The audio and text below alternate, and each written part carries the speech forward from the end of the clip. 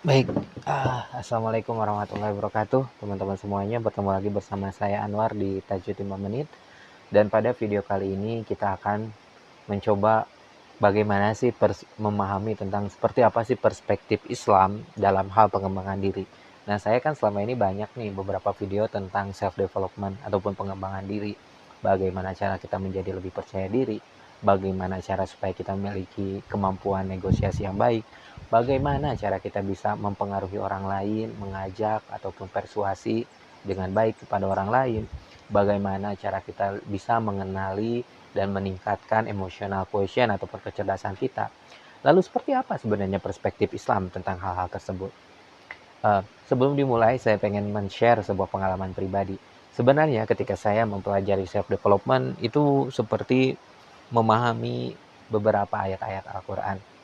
Bahkan di luar self-development pun, ketika saya misalnya memahami tentang bagaimana cara improvement pabrik gitu, di mana lean itu menjelaskan tentang bagaimana menghilangkan pemborosan, meningkatkan value added, itu sejalan dengan ayat Al-Quran innal mubadzirina kanu ikhwana sayatin, bahwa sesungguhnya mubazir itu uh, adalah Yohana Sayatin, apa, saudaranya setan, kurang lebih seperti itu, sehingga kita memang diperintahkan untuk menghindari pemborosan-pemborosan. Ya, dalam salah satunya tekniknya adalah dengan lean tadi, ataupun ketika kita belajar agile, ada value-value di sana yang rasanya berkaitan, ataupun khususnya ketika self development, misalnya ketika kita bagaimana ketika kita membandingkan diri dengan orang lain. Ternyata Rasulullah SAW sudah menjelaskan bahwa orang yang beruntung itu adalah orang yang hari ini lebih baik dari hari yang kemarin. Maka fokus kita itu bukan membandingkan diri kita dengan orang lain, tetapi yang mesti fokus di sana adalah bagaimana kita bisa membandingkan diri kita saat ini dengan diri kita yang kemarin. Jadi fokus di sana. Atau mungkin tentang perlunya determinasi. Determinasi itu artinya keteguhan ketika kita sudah menentukan suatu visi ataupun konsistensi. Nah, itu dalam Islam disebut juga istiqomah. Ataupun misalnya tawakal. Mbak Najwa misalnya menyampaikan ketika beliau kehilangan anaknya diperintahkan untuk tawakal. Tawakal yang artinya mewakilkan kepada Allah. Itu juga ada tekniknya ketika kita uh, menghadapi suatu kondisi emosional. Nah, teman-teman semuanya, langsung saja kita coba ke videonya. Ini adalah sebuah artikel yang saya bacakan dari Universitas Islam Indonesia yang berjudul Pengembangan Potensi Diri dari Perspektif Islam. Uh, Artikel ini ditulis oleh Bapak Rizky Farani, dosen di Prodi PBI. Mudah-mudahan artikelnya ini bermanfaat buat kita semuanya. Nah, dikupas dalam artikel tersebut bahwa setiap manusia memiliki kemampuan dan potensi dalam dirinya. Sebagaimana yang telah dijelaskan dalam surat At-Tin, ini biasanya kadang bukan hanya fisik ya, tetapi psikologi juga sudah sangat sempurna. Surat At-Tin ayat 4, laqad khalaqnal insana fi ahsani taqwim. Sungguh kami telah menciptakan manusia dalam bentuk yang sebaik-baiknya. Tidak hanya fisik, mata baik, lokasinya baik gitu, tapi juga secara psikologis. Namun pengembangan potensi diri belum tentu secara otomatis tampak, belum tentu by default langsung bagus gitu. Setiap individu perlu untuk berusaha membangun potensi diri secara bertahap, sesuai dengan kemampuannya, sesuai dengan karakternya, supaya tujuan hidupnya bisa tercapai. Satu di antara strategi yang dapat dilakukan untuk mengembangkan potensi diri, yang pertama adalah membangun visi hidup ataupun goals gitu. Menurut Senge di sini dalam bukunya yang ditulis tahun 1990, visi personal datang dari dalam diri seseorang. Nah, teman-teman bisa coba memahami tentang teknik bagaimana menentukan purpose, di mana di sana ada 3 bersinggungan, mulai dari potensi diri, lalu apa yang dibutuhkan masyarakat, lalu apa yang mau dibayar misalnya. Ada salah satu teori Jepang yang menjelaskannya. Nah, di sini sampaikan juga salah satu caranya kita memang harus menemukan purpose-nya dulu, visinya dulu. Bahkan ketika saya bicara tentang uh, tentang sistem keuangan keluarga gitu ya, atau suatu sistem keuangan, semuanya diawali dengan sebuah visi dan misi, di mana statementnya misalnya dalam keuangan itu harus ada 5 pilar di sana, harus ada 5 sila di sana kalau menurut kita ya. Bahkan negara kita pun dalam menentukan visinya pasti harus ada Pancasilanya yang tadi tujuannya apa. Nah, segala sesuatu diawali dengan visi. Beberapa orang mungkin memiliki tujuan hidup, tetapi belum tentu memiliki visi dalam tujuan hidup tersebut. Misalnya mereka terlalu fokus pada keinginan supaya semua masalah di dunia ini segera selesai. Misalnya kita ingin lingkungan kita bersih, kita ingin tingkat kriminalitas menurun, atau kita ingin sistem pendidikan membaik. Tetapi mereka tidak fokus ke cara untuk mencapai tujuan tersebut. Jadi fokusnya langsung ke tujuannya, ke detailnya tidak fokus. Mereka hanya fokus bagaimana caranya supaya masalah ini bisa hilang, bukan bagaimana cara menyelesaikan permasalahan ini. Pembangunan visi sejak awal dapat membantu supaya kita bisa berkomitmen pada usaha yang akan dilakukan untuk mencapai suatu tujuan. Dampak positif dari memiliki visi hidup adalah seseorang individu bisa memiliki semangat untuk tidak mudah menyerah ketika seorang memiliki visi. Mereka juga menjadi individu yang lebih berkomitmen, lebih berinisiatif, cepat belajar, lebih bertanggung jawab, dan memandang sebuah kegagalan sebagai kesempatan untuk belajar. Masih di dalam buku Senge yang ditulis tahun 1990. Nah, teman-teman, perlu kita untuk membangun visi personal kita. Dan ini memang tidak mudah. Terdapat banyak faktor yang menentukan keberhasilan seseorang dalam mengembangkan diri. Yang pertama, percaya diri. Yang kedua, literasi terkait tujuan yang akan dicapai. Ketiga, perlunya dukungan keluarga dan lingkungan. Keempat, perlunya akses yang luas untuk mencari informasi. Keenam, perlunya keterampilan untuk mengatur strategi dalam mencapai tujuan dan kerjasama dalam tim. Nah, deretan-deretan faktor ini menunjukkan bahwa proses pengembangan potensi diri merupakan suatu proses yang panjang. Visi merupakan langkah awalnya saja, namun di balik visi hidup ini terdapat serangkaian proses yang perlu kita jalani. Agar dapat memaksimalkan visi diri kita dalam mengembangkan potensi kita, kita perlu untuk melakukan langkah-langkah. Salah satu langkah-langkahnya adalah sebagai berikut. Ini tips dari Bapak penulis. Yang pertama, awali langkah kita dengan proses refleksi diri, agar kita dapat merenungi makna dan tujuan hidup kita sebagai manusia. Di sini, hasil refleksi diri ini akan membuat kita memiliki self-awareness yang lebih baik, kesadaran terhadap diri kita yang lebih baik. Bahkan kalau kita mempelajari tentang emotional quotient, bagaimana cara kita memahami kecerdasan emosional yang baik, kita itu perlu untuk mengawalinya dengan suatu refleksi, perlu mengawalinya dengan uh, suatu perenungan terhadap diri kita.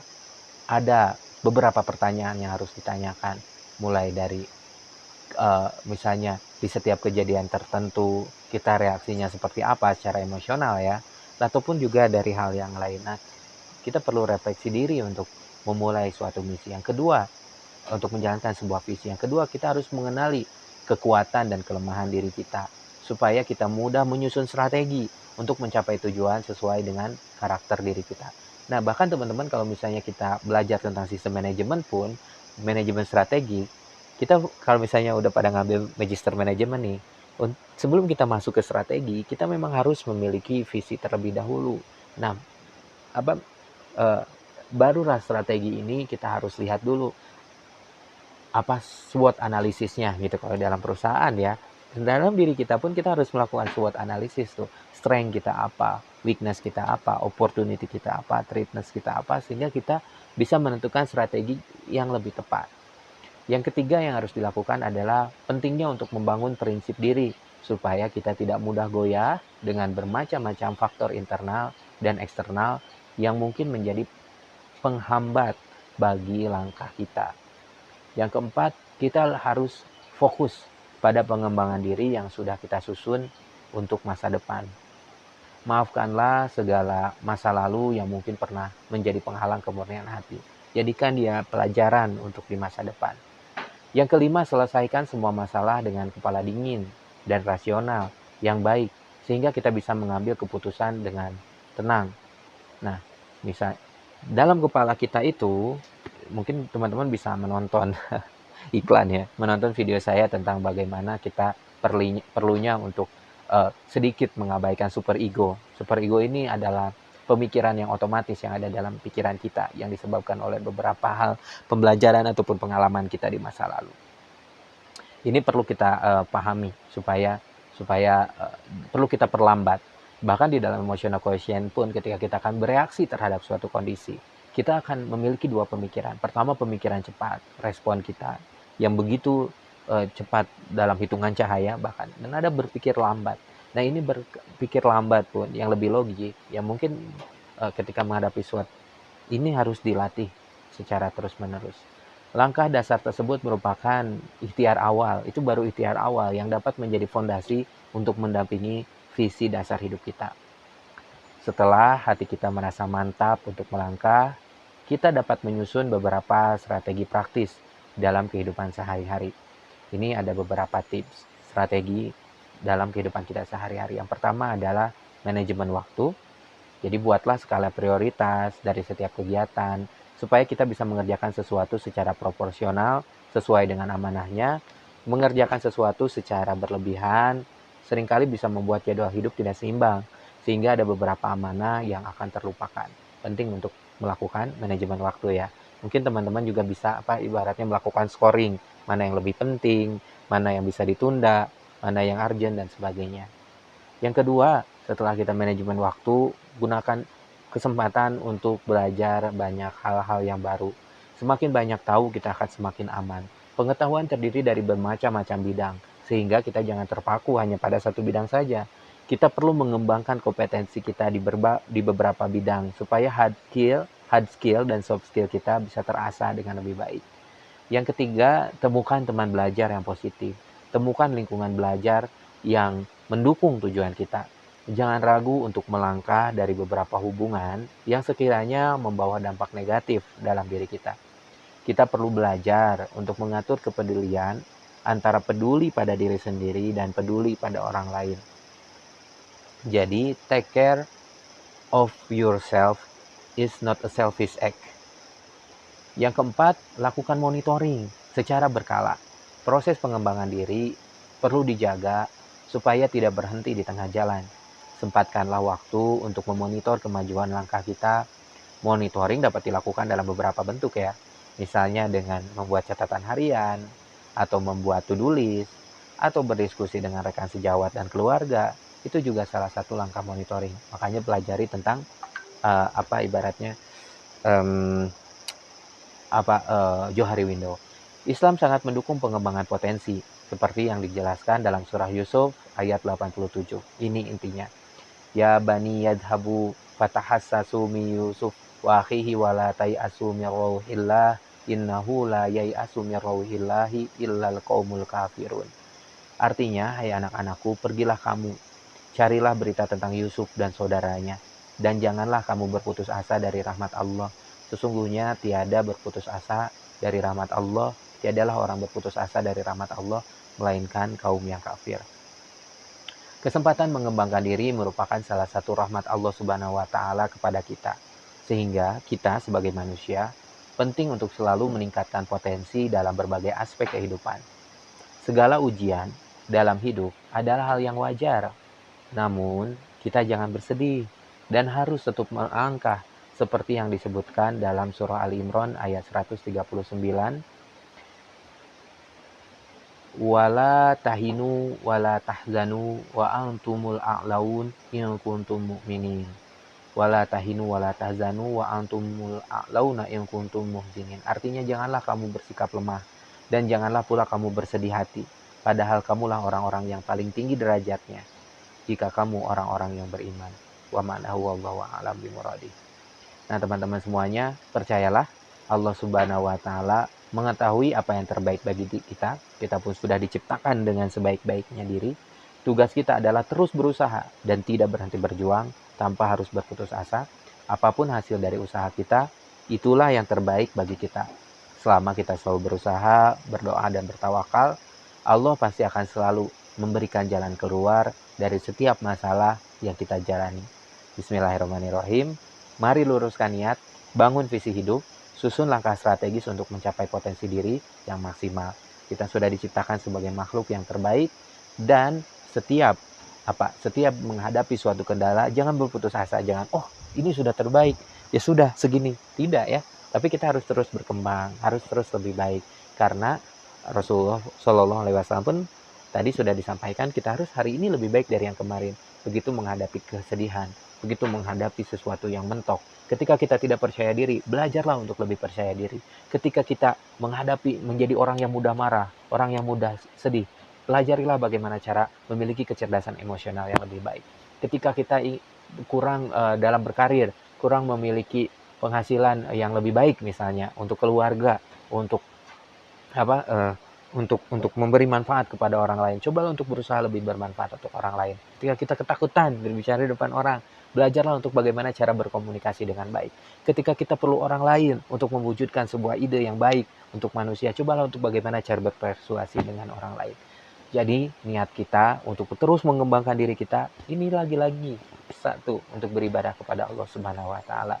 Selamat beribadah kepada Allah di jalannya masing-masing. Mudah-mudahan bermanfaat kepada sesama, kepada manusia, dan mudah-mudahan diberikan kemuliaan di hadapan Allah Subhanahu wa taala. La tayasu min rauhillah. Wassalamualaikum warahmatullahi wabarakatuh.